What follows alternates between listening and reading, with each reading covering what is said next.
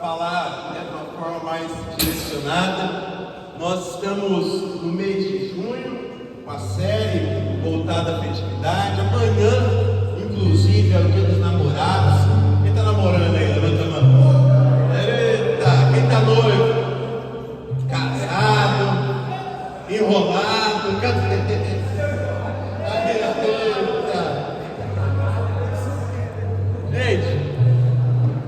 Gente, quem está solteiro aí?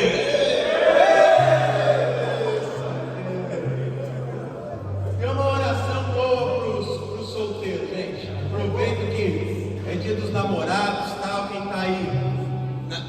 Tá com alguma coisa?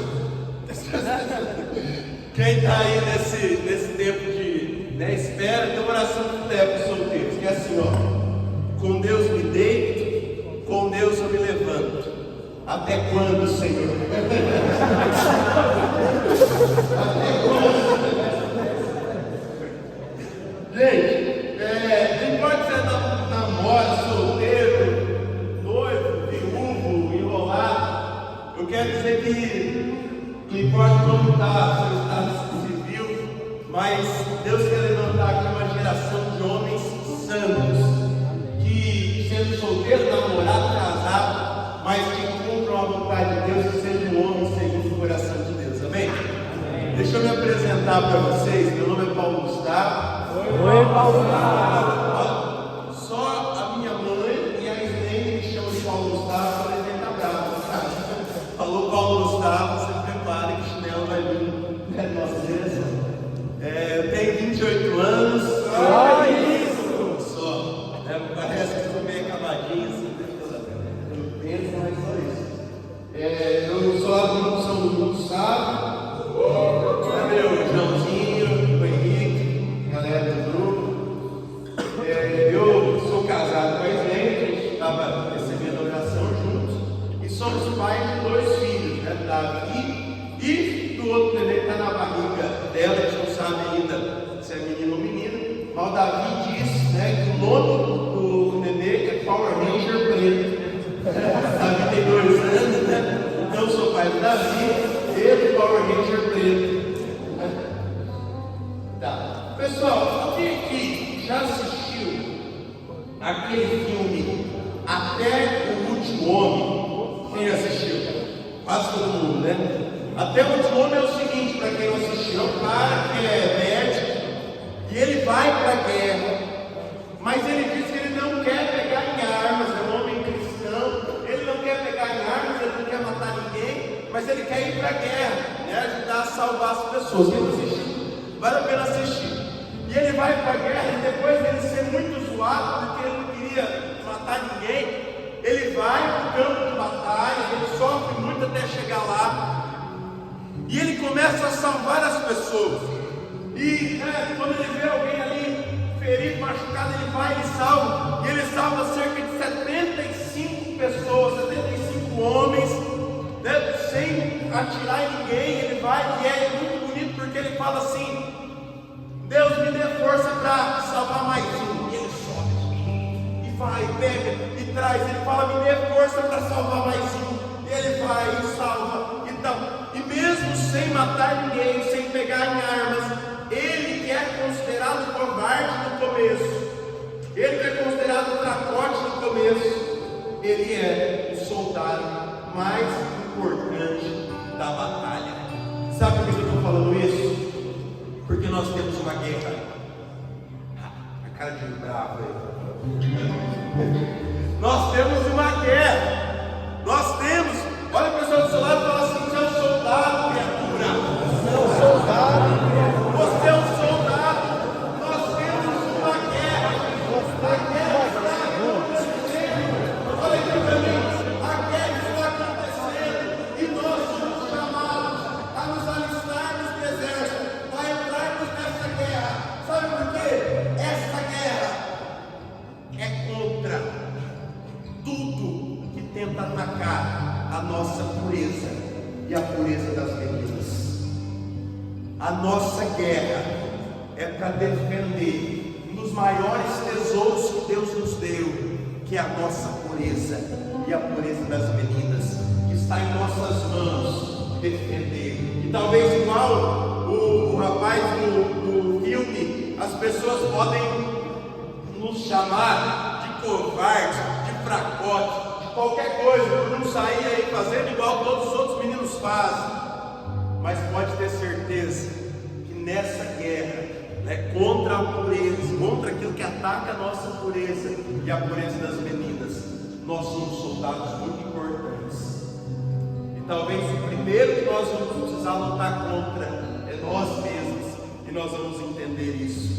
Então, uma das coisas, gente, mais belas que Deus criou, que Deus nos deu, é o nosso corpo, é a sexualidade, é a relação sexual mesmo. Isso é uma das coisas mais lindas que Deus fez, que Deus criou. Gente, Deus criou o corpo do homem para o corpo da mulher, e o corpo da mulher para o corpo do homem, não é verdade? O corpo do homem faz sentido com o seu corpo da mulher, sim ou não?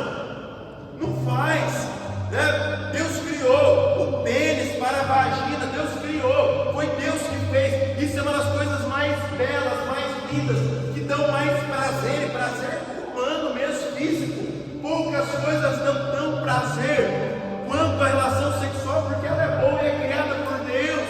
Além disso, o ato sexual, a relação entre o homem e a mulher, é capaz de gerar vida. Olha só, gente, que milagre, que coisa mais linda. Sabe, além disso ainda, a relação do homem e da mulher é uma das formas, é a forma que mais se aproxima do amor de Deus. Tanto que na Bíblia, Deus usa várias coisas para comparar o amor dele. É o amor da mãe pelo filho, do pai pelo filho, da águia pelos filhotinhos. Mas a comparação mais usada, quando Deus quer falar do amor de Deus, do amor dele por nós, é o amor do esposo pela esposa. Gente, nada nesse mundo chega perto, daquilo que é a relação do homem e da mulher. Isso é tão lindo, tão santo, tão bonito. Deus reserva até um lugar para isso, que é o matrimônio, o casamento, para isso ser vivido. Mas por ser tão lindo, por ser tão de Deus, a nossa sexualidade, nosso corpo, a relação do homem e da mulher, o inimigo, gente, nessa guerra tem apontado todas as armas dele para isso. Vocês percebem que aquilo que é mais bonito é o mais atacado, Aquele que é melhor é o mais atacado. Tem um jogo, Quem que os caras marcam mais? Os caras que jogam. Eu ia dar um exemplo do jogo do São Paulo. Como o São Paulo tem ninguém bom, então sempre tem os caras a marcar, Sou São Paulino, mas reconheço. Mas você pega, sei lá, o Brasil está jogando, os caras marcam o Neymar, os caras focam em quem joga. Real Madrid foca no Vinícius Júnior, os caras racistas, banana, não sei o quê, pra encher o saco dele porque ele é bom, porque aquilo que é melhor é mais marcado, é mais atacado. E se o demônio tem atacado tanto a nossa sexualidade, o nosso corpo, o relacionamento, é porque ali tem algo bom de Deus. Ele tem apontado, gente, a metralhadora, a espingarda, a estilingue dele, tudo, para essa área da nossa vida, principalmente para nós, homens, principalmente para nós. Ele tem mirado nossos olhos, nossos pensamentos, nossos sentimentos. Ele tem mirado em tudo que nós fazemos para tentar nos derrubar nessa área, porque ele sabe que se nós vivermos a vontade de Deus, a nossa sexualidade, nosso corpo, nós seremos muito felizes e faremos as mulheres felizes. E nós percebemos isso claramente hoje. Tudo, nós somos, os homens são mais visuais, então tudo, ele vem esse apelo pornográfico. Se fizeram uma pesquisa, gente, olha só, que 92,2% dos homens do Brasil consomem de alguma forma pornografia, pelo menos uma vez por mês. Então, nos últimos 30 dias consumiram, ou recebeu de alguém, ou foi atrás, não viu. Então, cada 100 pessoas, 92 pessoas, mais o anão, mais ou menos, consomem pornografia. 92 é pequenininha, consomem algum tipo de pornografia no mês. Gente, olha só, quando nós estamos sendo atacados, e quanto mais nós vamos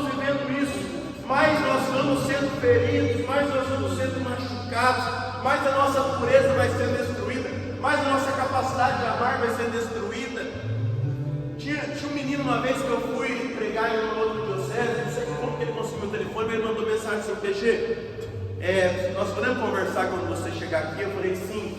E quando chegou lá, ele veio partilhar comigo. Ele falou: PG, eu tenho 15 anos, mas eu sou viciado em pornografia, de uma tal forma que eu não consigo olhar para uma mulher e me imaginar ela sem roupa.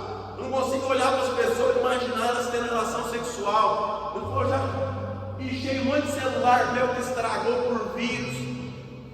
Ele falou assim, com 15 anos, ele dizia assim: PG, eu já saí de adoração, do grupo de oração, para ir no banheiro ver pornografia. Gente, o inimigo tem investido muito nessa área, tem tentado nos destruir, nos destruir, nos destruir. E quanto mais nós consumimos essas coisas, nós vamos nos afundando, ficando mais tristes, ficando longe de Deus, ficando longe do amor. Sabe, e nós estamos em um tempo onde está muito depravado. Eu lembro que eu tive a graça de ir para a jornada mundial da juventude, que foi na Polônia, e na volta nós fizemos uma escala em Amsterdã, na Holanda. E lá nós descemos e chegamos um dia, o voo seria no outro, e a gente estava dando uma volta lá na cidade, conhecendo. De repente, do nada, a gente cai numa rua, numa avenida, onde tinha um monte de vitrine. O que estava dentro da vitrine não era roupa, não, era mulher seminua ali dentro da vitrine, gente, olha só. E os homens passavam, iam olhando, iam escolhendo, tinha em cima, tinha embaixo, né? Olha que ponto que nós chegamos, onde a pornografia, a masturbação, as impurezas vão tomando conta, tirando a nossa alegria, tirando a vontade de Deus na nossa vida. Mas nós nascemos para sermos soldados. Nós vamos pegar a palavra. Pega comigo em Gênesis capítulo 29, versículo 1. Gênesis 29. Nós vamos ver um mão da pega agora.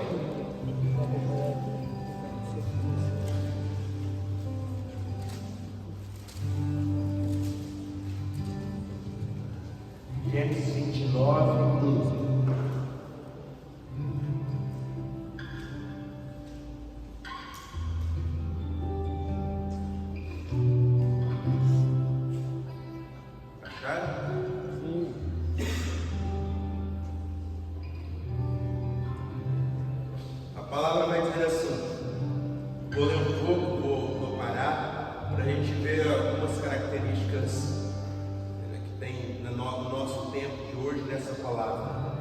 Jacó pôs-se de novo a caminho e foi para a terra dos filhos do Oriente.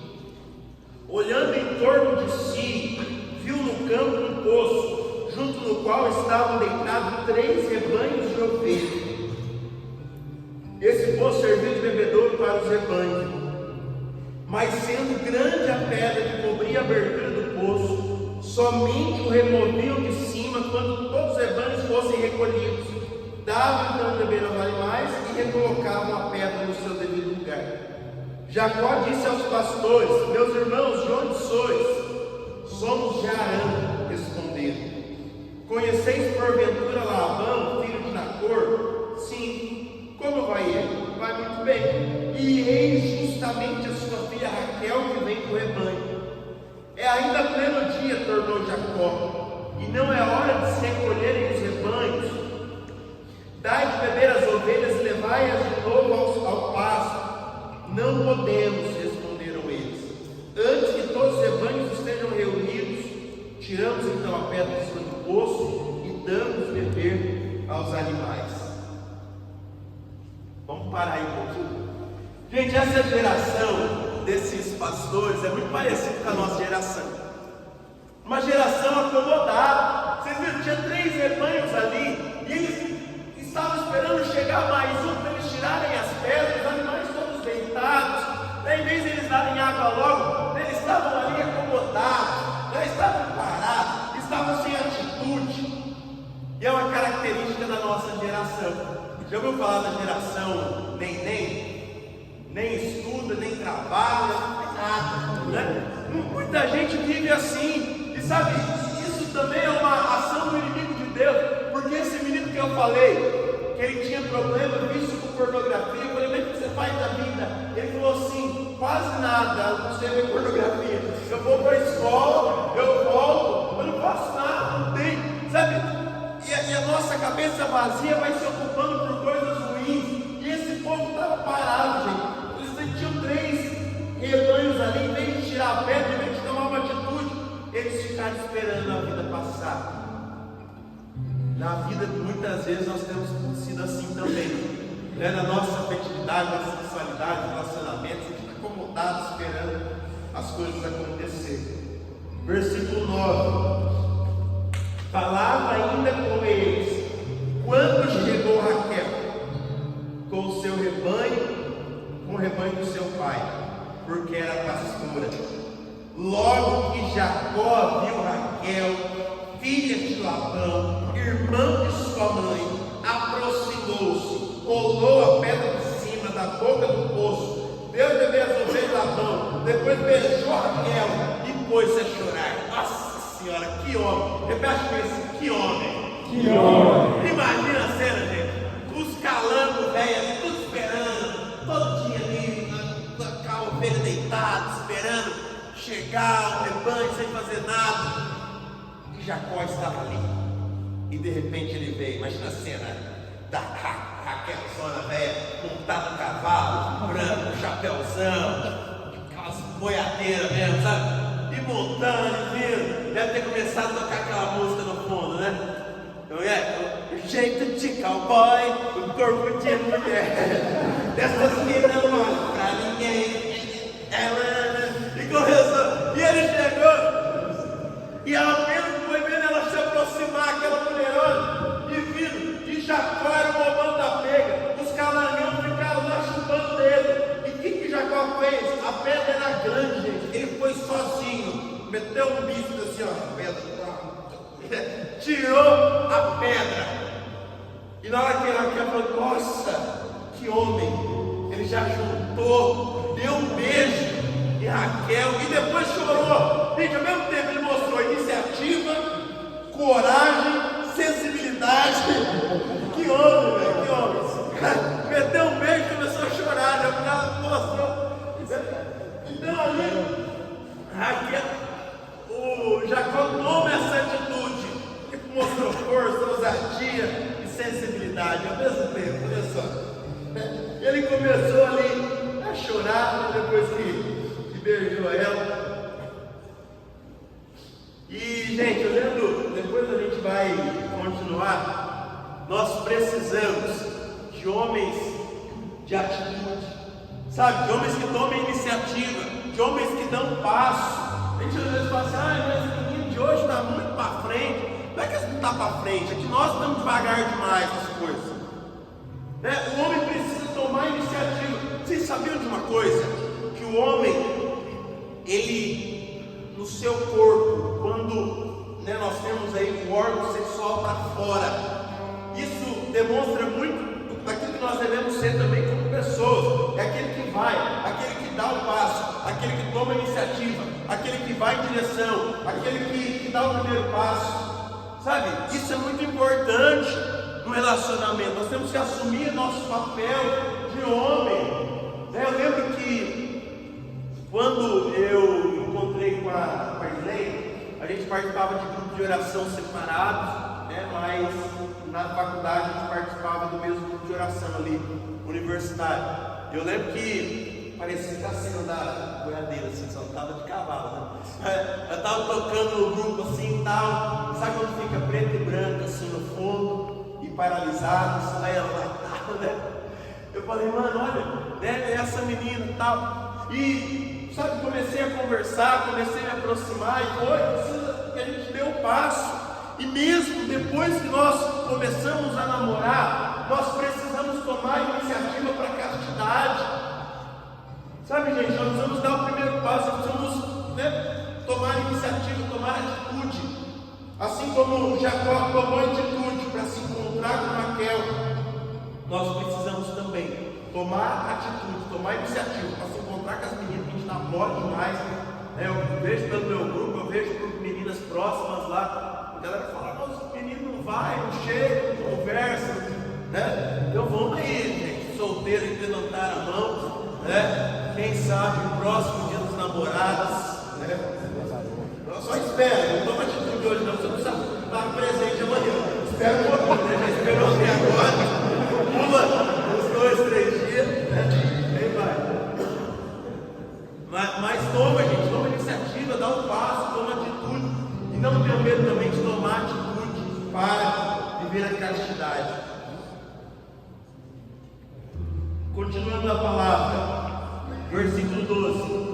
Contou-lhe que era parente de seu pai, filho de Rebeca, e ela correu a anunciar isso ao seu pai.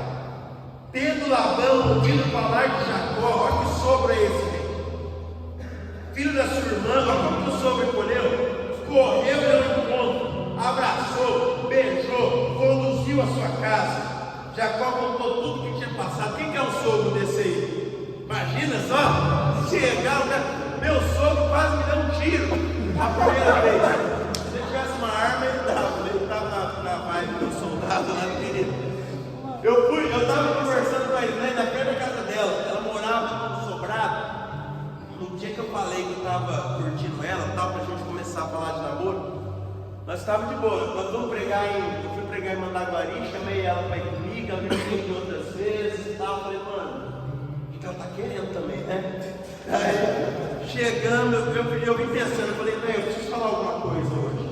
Eu preciso falar, porque eu preciso falar, porque ela vai achar que eu sou morgando demais. Então, paramos na frente da casa dela, começamos a conversar, pá, ali. Daí ela estava saindo do carro. Falei assim, isso daí, eu preciso te falar uma coisa. Ai, sério? E voltou.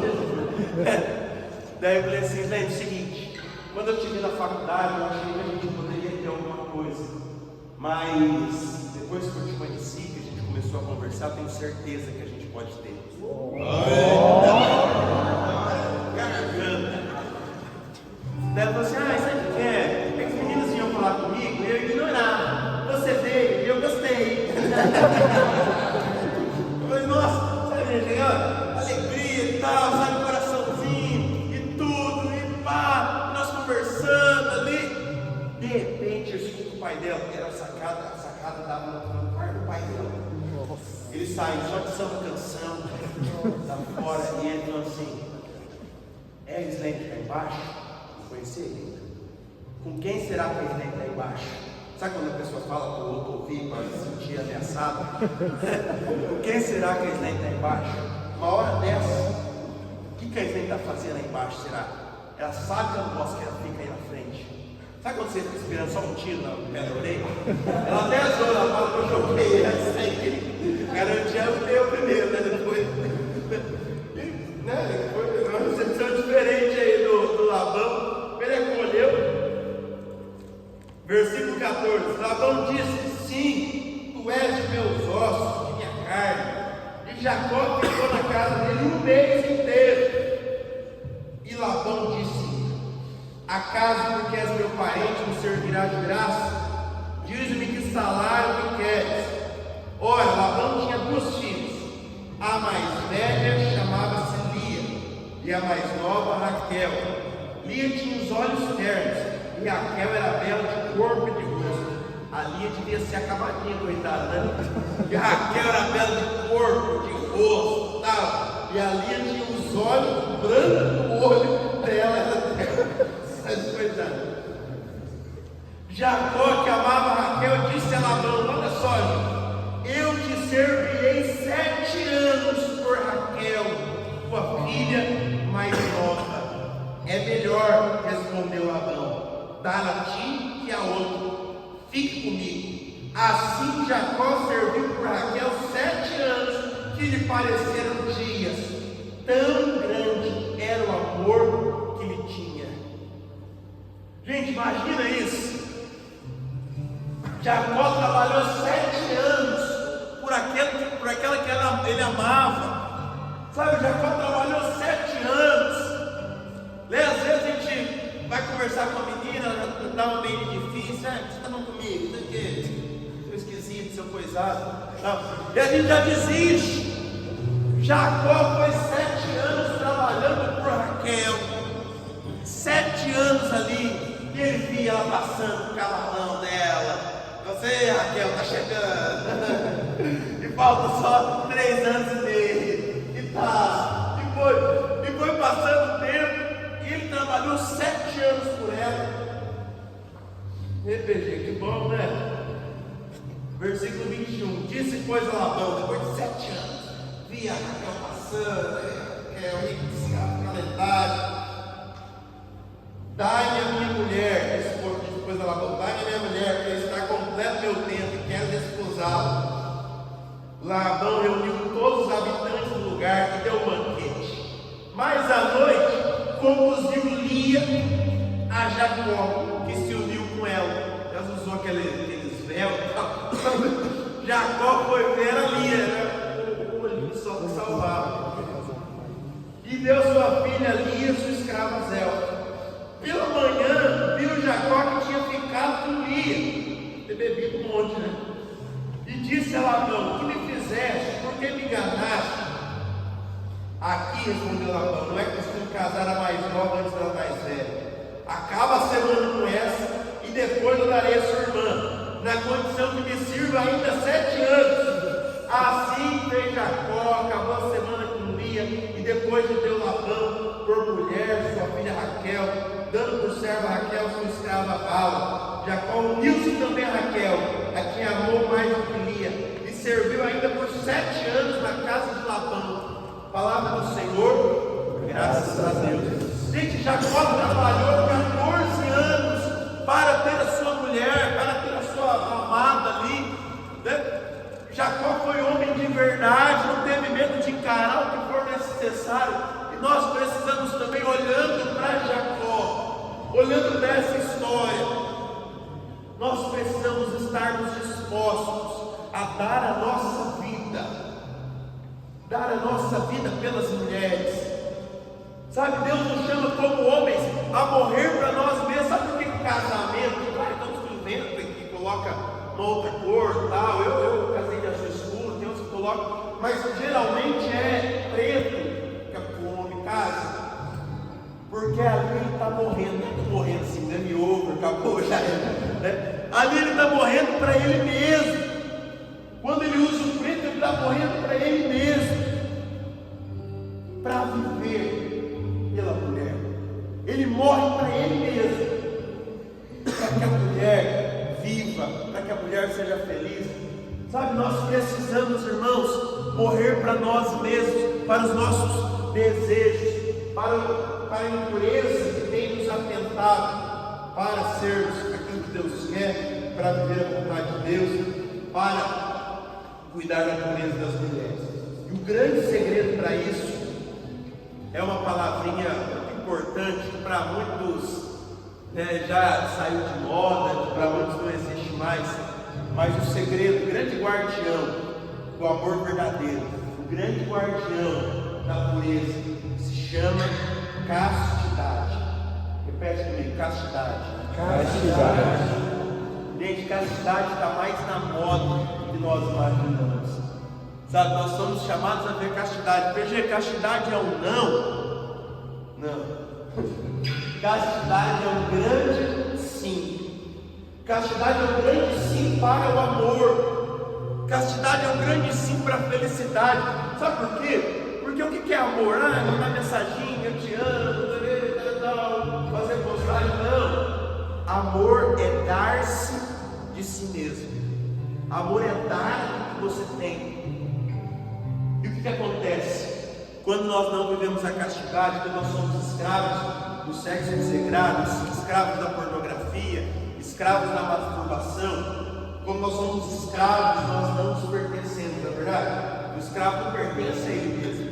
Quando nós somos escravos, nós não nos pertencemos. Não tem como eu dar essa cadeira aqui para ninguém, que ela não é minha, é aqui da igreja. Não tem como eu dar aquilo que eu não tenho. E quando eu não vivo a castidade, eu sou escravo, eu não consigo dar o que eu tenho.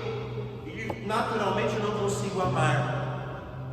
Então a castidade é um sim para o amor. A castidade, gente, é nós nos decidirmos a viver a vontade de Deus, viver a nossa sexualidade, que é uma bênção, que é lindo, segundo a vontade de Deus, segundo o querer de Deus, no lugar que Deus reservou. E eu digo para você, gente, que vale muito a pena, sabe?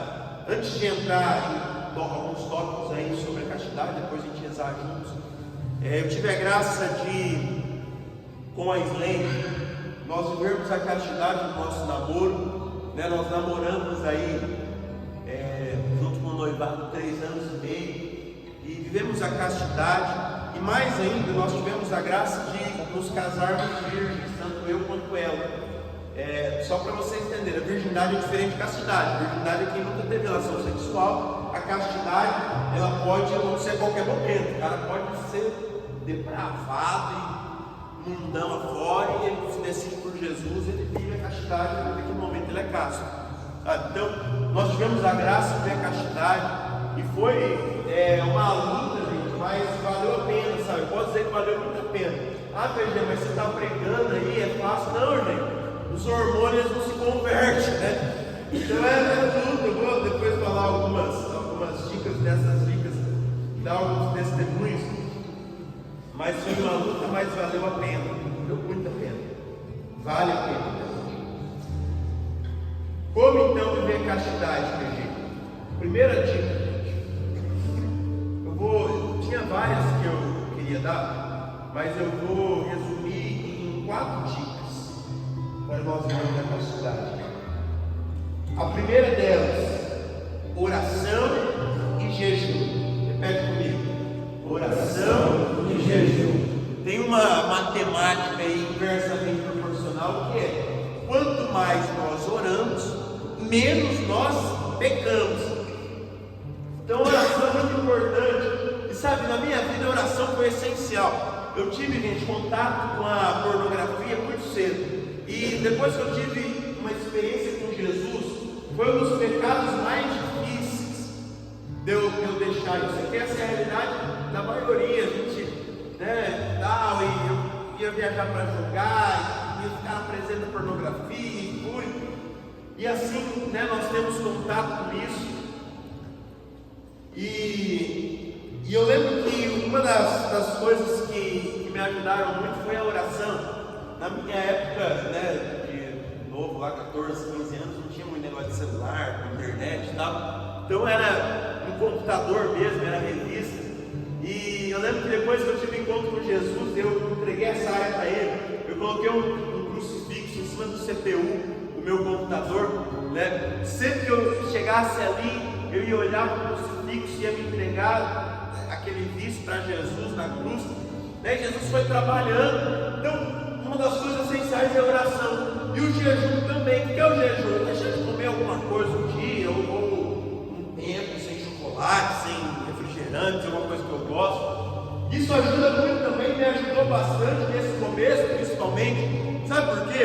Porque se eu não sou capaz de, num dia que seja, não tomar um refri, não tomar um doce, não comer uma carne, não comer um negócio que eu gosto, como que eu vou ser capaz de dizer não a masturbação, a pornografia, o sexo fora do casamento, o meu namoro, alguma coisa assim? Então o jejum e a oração são muito importantes, nos ajudam a direcionar, a controlar o nosso corpo. A gente fala que o corpo só é eu que mando aqui, não é aquilo que você quer fazer que vai acontecer. A segunda dica importante, gente, para nós vermos a castidade e buscarmos a pureza. Repete comigo assim: fuja das ocasiões. Fuja das ocasiões. Isso é bem importante, gente. O impulso sexual, ele é criado por Deus, mas o pecado original ele foi deteriorado. Então, se nós queremos bater de frente, com os nossos impulsos, e eles são normais, eles acontecem, são bons que aconteçam. Eu não tenho vontade de ter relação sexual com a minha namorada no namoro. Alguma coisa está muito errada, gente. Você pode terminar, tal, Está errado, É normal ter vontade, ter desejo, ter impulso, e não só normal, como é bom. Mas nós precisamos fugir das ocasiões. Não adianta eu querer bater de frente com meus impulsos. É a mesma coisa que eu entrar no ringue com o Anderson Silva. Eu vou levar um couro. Eu preciso fugir das situações. Se você tem o problema da pornografia no seu celular, sabe? Joga ele fora, não, né? Depois vou lembrar de outra coisa. Deixa ele longe quando você for dormir, deixa na sala, deixa em cima do guarda-roupa. Eu falei joga fora, que eu lembro que quando eu fiz o meu encontro, eu sabia que na minha casa, em cima de uma prateleira de um monte de revista pornográfica, e eu lembro que eu peguei aquela revista uma vez, né, e coloquei no lixo, joguei um monte de coisa em cima, né, amarrei, joguei fora, porque aquilo me levava a pecar muitas vezes. Então, tome iniciativa, fuja nas ocasiões. Veja, se eu namoro, toma cuidado, gente, né? Eu vou fazer igual aquele casal que chegou no padre e falou assim: padre, eu queria confessar que eu e minha namorada caímos aí no pecado, na castidade. Mas, meu filho, mas por quê? Como vocês caíram? Não, o menino falou assim: não, nada demais, só foi tomar banho junto. Então, nós vamos fugir das situações. Veja, eu quero viver a castidade, mas eu vou dormir junto da minha esposa, na mesma cama, né? Igual também os jovens chegou no bispo, o bispo falou assim: o jovem, padre, pode, eu posso dormir com a minha namorada? O bispo falou: pode. Ele falou assim: sério? Ele falou assim: pode. Até nada. Você já está querendo. Eu posso dormir com a minha namorada? Não pode, só pode ficar acordado junto, dormir, tá de boa. Então, nós temos que fugir das situações de pecado. Se ficar sozinho em determinado lugar, pode me levar a cair. Fuja, gente. Sabe quantas vezes no meu namoro teve dia que eu tive que ir embora? Porque assim, quando geralmente, eu ia na casa da Islane, na casa da minha sogra, do meu sogro. Quando eles iam pro quarto, iam dormir, parecia que os hormônios começavam, uma reina, é agora! E eu tinha que ir embora muitas vezes, mas meu Deus, preciso ir, porque senão antes que comece qualquer coisa. Então é preciso, gente, nós fugirmos das situações, fugirmos das ocasiões, tomar muito cuidado com relação a isso. Terceira dica, repete comigo: conversão é um processo. Conversão é um processo. É mais ou menos assim, faz um fundinho aí para nós, Rafa, tocando. Estão escutando? Vamos curtindo aí a brisa.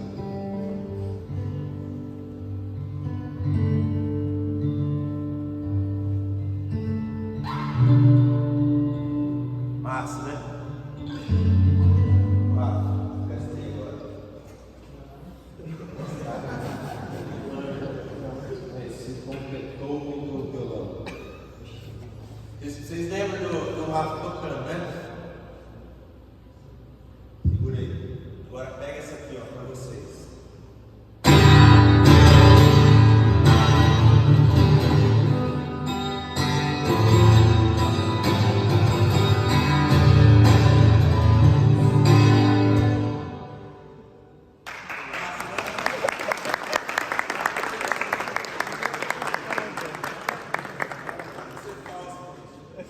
Foi horroroso, né?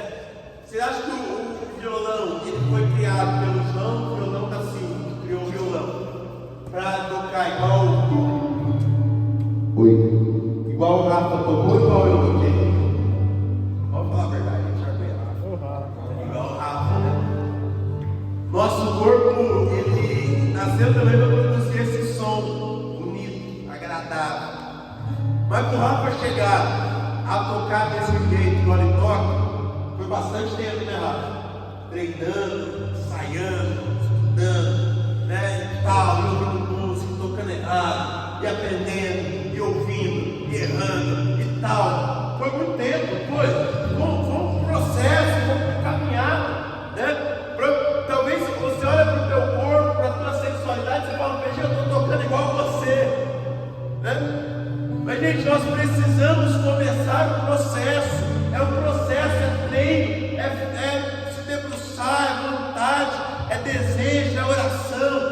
paz de cada vez. E por que eu estou falando isso? Porque às vezes nós vamos ter aqui em nome de Jesus uma decisão pela castidade, e vamos começar a lutar, começar a caminhar, e pode ser, e é bem provável que talvez nós caiamos de novo em algum momento. E o que acontece muitas vezes é que quando cai, fala, agora eu vou ladeira abaixo, vai. Não, gente, levanta a cabeça, começa de novo rápido para chegar daquele jeito. Ele errou várias vezes e aprendeu e começou de novo. Começa, vai. Veja, eu tenho visto da pornografia, eu vejo pornografia todo dia. Eu fiz uma decisão, eu estou um mês sem ver, e eu caí de novo. Levanta a cabeça, começa de novo. Vai. Não para, não desiste. A conversão, ela é um processo.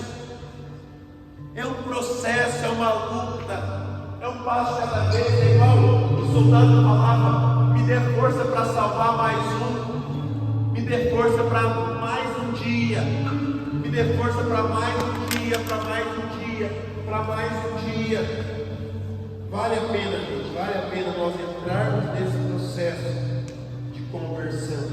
E por fim, para a gente rezar juntos, é preciso, a quarta dica, repete comigo assim: direcione os seus impulsos. Direcione os seus impulsos. O que significa isso, PG? Direcione os seus impulsos, que são ilícitos, que acontecem para outras coisas. Veja, eu tenho direcionado meus impulsos para o sexo desagrado, para a pornografia, eu tenho direcionado meus impulsos para a masturbação. Direciona para outras coisas, para o esporte, para o estudo, para o trabalho, para a igreja, né? Coloque essa força que vem em você, homem, coloque essa força, né, em algo que você precisa fazer da missão, do seu ministério, em estudar, em trabalhar, em algum esporte. Coloque. Nós temos essa força, não adianta colocar uma barreira, porque ela vai continuar vindo. Nós precisamos direcionar ela para algo. Nesse tempo que nós somos, vocês são solteiros e tal, namoram, direcione esses impulsos para alguma coisa. E assim, gente, nós vamos rezar para levantar a bandeira aqui no meio dos homens de oração muito alto, a bandeira da castidade. É possível, vale a pena, é bom demais.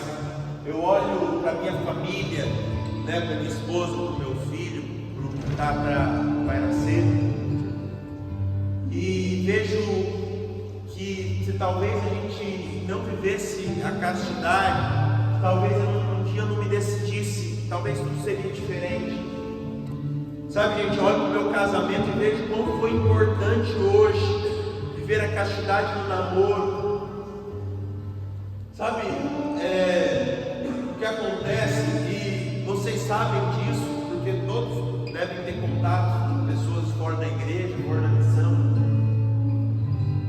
Os homens, muitos acham que é normal trair a esposa, ser infiel, porque não viveram a castidade. Porque uma coisa a gente tem que entender, gente, do casamento, quem é casado aqui sabe, não é sempre que vai ser assim: agora eu vou ver a castidade, né? Depois eu casei, vai ser 3 vezes por dia, beleza, né? Nem sempre que a gente quer, né? Na verdade, a maioria das vezes que a gente quer, né, não vai rolar. E o que nós vamos fazer nessa hora? Nós vamos ir para a pornografia, nós vamos para a masturbação, nós vamos procurar outra mulher? Claro que não. Nós sabemos pela castidade controlar nossos impulsos e canalizá-los para Deus. Sabe, gente, então vale a pena viver a castidade, vale a pena lutar contra a pornografia, contra a masturbação, que nos fazem dos maus. Não vou entrar nisso agora, mas vale a pena. Vale a pena ser uma geração de homens que, igual os soldados, vão lutar para defender a pureza sua e das mulheres. Mulher que você namora, das mulheres que você olha, que você vê, defenda a pureza delas, defenda a tua pureza. Seja homem de verdade. É muito fácil fazer aquilo que o meu corpo pede para fazer, é muito fácil deixar me levar pelos impulsos. O homem de verdade, ele luta, ele batalha para defender aquilo de mais lindo que Deus deixou para nós. Vamos ficar em pé.